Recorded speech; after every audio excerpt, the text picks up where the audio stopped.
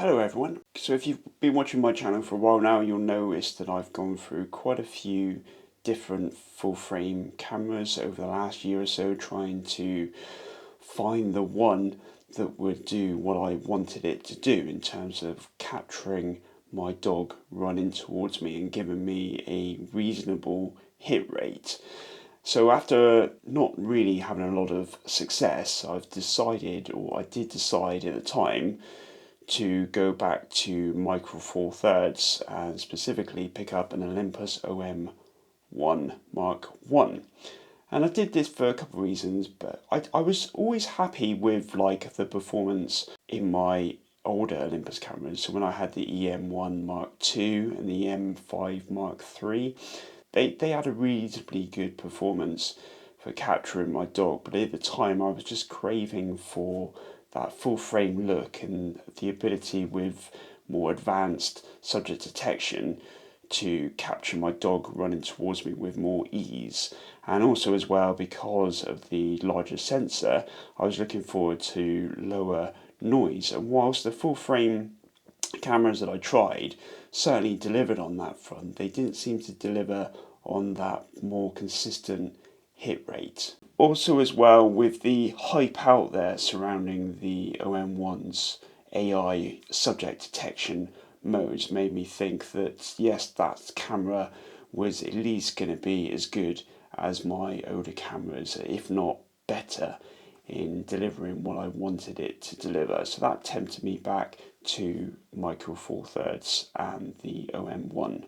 I decided on the OM1 Mark 1 as well because I looked at the improvements in the Mark 2 and in the OM3, and I just did not think it was worth paying nearly double for those minor updates, which a lot of them really do smack a little bit of that they could have been firmware updates to the original Mark 1 OM1. So normally when I'm doing these reviews, I do actually have the camera to hand, but all I've got is my original EM1 Mark 1 at the moment, because if you watch my April update video, I had to send the OM1 back for repair, but I'll come on to that a bit later on. So I got the OM1 back in March, and I'm filming this at the end of May. You could probably guess where this is heading, but anyway, I won't jump to the end just yet.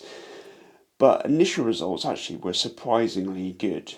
Like, some of the images that I did were so good that they even won me my first cup in a while at my local camera club, winning the Best of Year digital image with this image. And even though I did get some really good shots early on with this camera, I think a lot of it was just down to the fact that I was shooting so many images to test out the capabilities of the camera, and a lot of luck really, as I will come on to in a minute.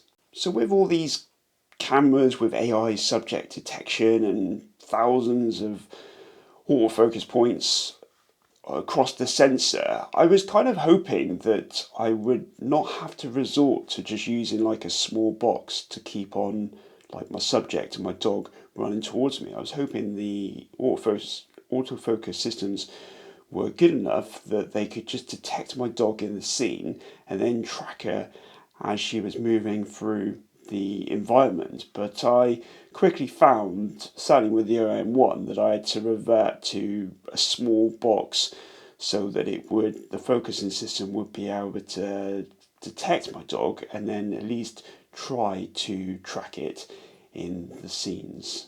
So as I mentioned earlier, I did get some good shots because I took so many of them, because I feel like I did have to resort to just firing off, spraying and praying to capture just something in my tests. And I mentioned this in my April video, but what was happening was that in a typical kind of like run towards the camera does an amazing job of detecting, like the detection box. When I picked the small like autofocus point, you could see that the camera was detecting my dog all the way through the image. So from a feedback point of view, I was thinking, wow, this camera's amazing. It's capturing everything that I wanted it to be.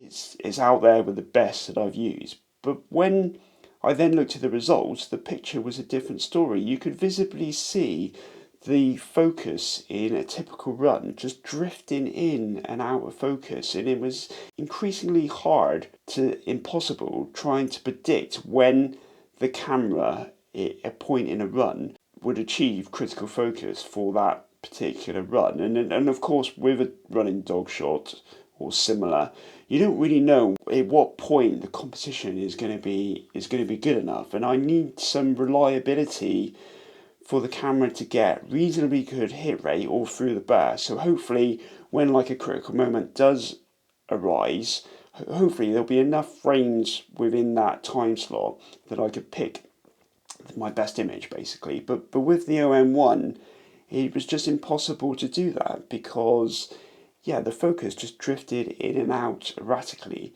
in every single kind of test that I did. And no matter what settings I changed, boosting the shutter speed and changing the sensitivities and, like I said, changing the focus box size, it just didn't really improve. I think the best kind of hit rate percentage that I got was probably about 55-60%. And to be honest, even though it might sound quite good, I don't think it's any better than what I used to achieve with my older Olympus cameras. And because of the drifting of focus, it was hard to pick sometimes in runs the best shot, because even though the best shot presented itself, that particular part of the run might have been out of focus. So it was highly frustrating, the behaviour of this camera and its autofocus system. I even tried downgrading the firmware, because I noticed in like the firmware notes and from what people said that they tried to bring it closer to what the Olympus OM-1 Mark II was doing in terms of its autofocus system. But to be honest, downgrading it didn't really help, so I just changed it back to the latest after a while. So obviously I did some research, and it seemed to me that the OM system and Olympus before him, for the OM-1, they used a prediction algorithm. And obviously for my use case, it doesn't seem to predict my dog's behaviour that well. And I even tried it in other disciplines like dog agility, and again I just didn't really find that the behaviour for my use case improved. I think like maybe they've just put all the R&D into the wildlife and birds area rather than maybe dogs. And don't get me wrong, I think probably some dog owners do have good results, but I think my dog is more challenging than others because it's quite small and dark. But yeah, I was expecting better. Other frustrations started to creep in. I could, even though that they said this was 2 stops better noise performance than previous Olympus cameras, to be honest, it doesn't really for me make much difference. A lot of the time the images just came over far too noisy at relatively low ISOs, and yeah, frustrating. Yes, you've got software now like with AI denoise functionality, but I do find that you need sufficient detail in the image in the first place for it to work its best. I do find it doesn't particularly work well with, again, my use case where I might have a subject like a dog not massively fit in the frame.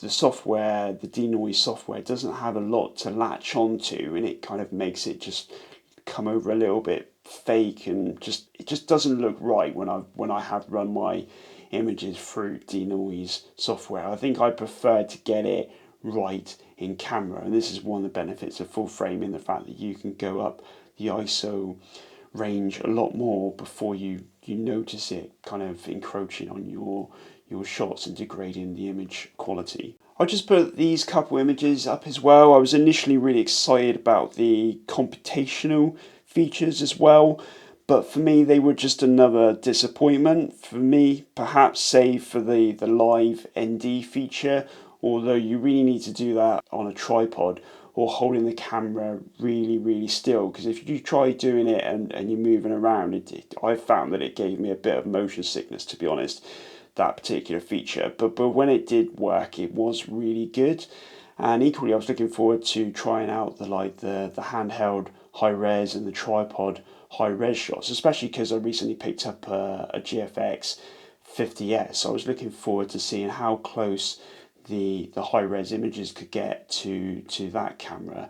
And to be honest, as you're seeing now with these couple comparisons that I've done, and as well the Olympus had my 12 to 40 Pro lens, which is an amazing Micro Four Thirds lens, and then I haven't got any native lenses for the GFX system at the moment, so I was just using in these comparisons an old vintage lens adapted to the GFX, and still the GFX came out the clear winner for me in just a single GFX shot versus a handheld high res, or even when I tried it on a tripod. As I said earlier, it's really annoying when the camera lies to you. You know, like when I'm doing my running dog bursts or any other subject detection modes, and the camera and the LCD screen is showing like the tracking box all over your subject, to only then get them back into your computer to edit them, to find that the focus is in fact being missed. I just don't like that the camera does that. I even had problems with more slower moving subjects and static images, like when I went down to Swanage on a photo walk. You know, I took some pictures of the trains coming towards me, like coming into a station, and there was some really good interactions with the people in the supporting the railways, and it was showing train detection, you know, or it was showing people detection, and then when I got them back, they were just out of focus or not critically sharp, and yeah, it's just infuriating, this camera. I even resorted to using the old trap focusing method for photographing some dog agility, and yeah, it just wasn't really worth it, really. I was really disappointed, because then it was getting darker, and then you had to boost the ISO to keep the shutter speed fast, and yeah, it just reminded me of all the reasons why I moved away from Micro Four Thirds in the first place when it comes to noisy images. And I took some recently at an event, and even with like low ISOs, you know, the noise is just there all the time. Whereas with my other cameras, like for the GFX, and the one I'm filming this on now, the Canon R8, it takes the ISO to go up a lot before you start noticing any negative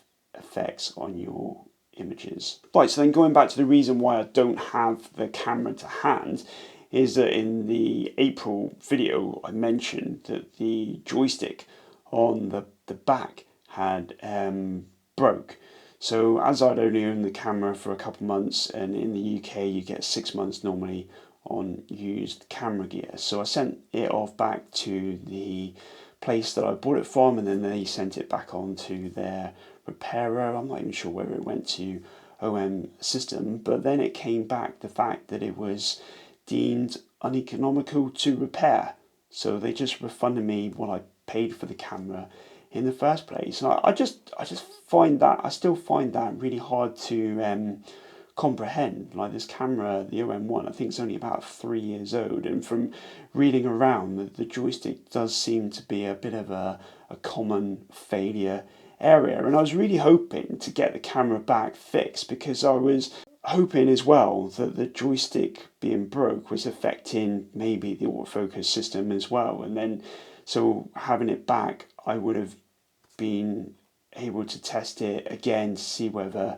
anything had in fact improved. But obviously that hasn't been the case, and because I've had such poor results with it, I've just decided not to get another one at this stage. So it's probably coming across, to be honest, that I'm generally a bit annoyed with OM system on the whole. I feel that they abandoned the OM-1 Mark 1 much too soon, and just wanted to release a newer body, when they did say on their website that they were going to basically keep the OM-1 as like the flagship camera and update it, etc., etc. But it just didn't seem to pan out that way, and it's almost a bit forgotten now. Yes, they did update it to 1.7, but compared to, like, I showed you my Olympus EM1 earlier, you know, I think that one's up to about firmware 4.5.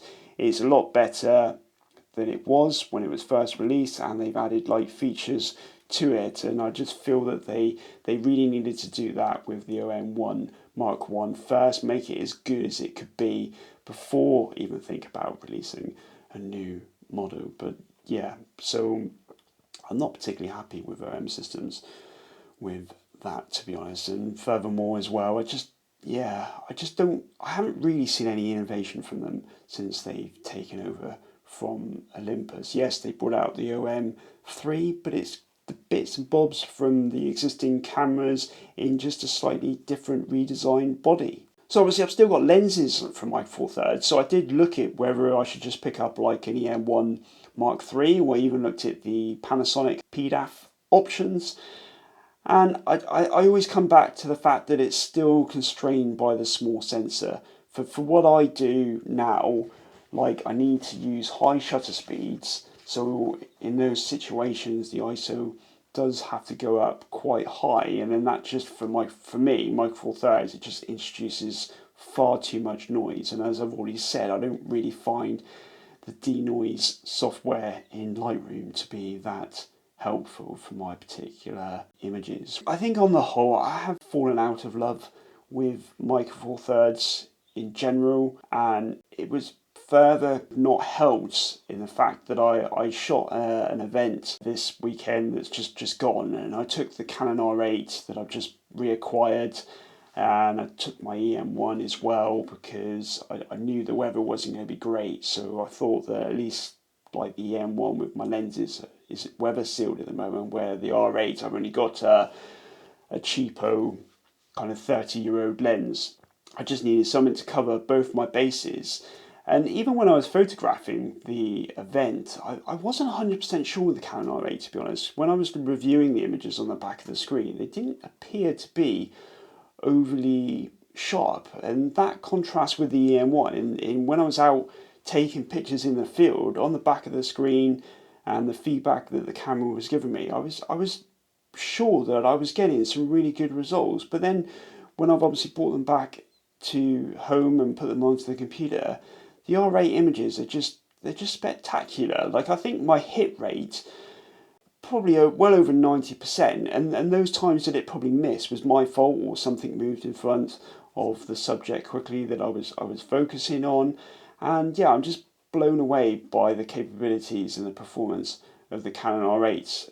Whereas, yeah, I was just a bit disappointed with my Olympus images. I think as well, I do really like the look of full frame cameras, and again, that's one of the reasons why I went to full frame in the first place. Yeah, so that's where I am. I think at this stage I'm going to be selling most of my Micro Four Thirds gear. I think the only lenses I'm going to hold on to is the 20mm f1.7 from Panasonic here, because it does work really well in infrared. And then I've also got an old 50mm 4/3 f2 macro, which I really like on the Olympus system for like scanning any film that I have, and doing some like portraiture and some macro work. But certainly I think the 12 to 40 f2.8 lens is going to go, because I just at the moment I've got no real desire to pick up and use my remaining Olympus camera. Yeah, so hence why I've gone back to the Canon R8.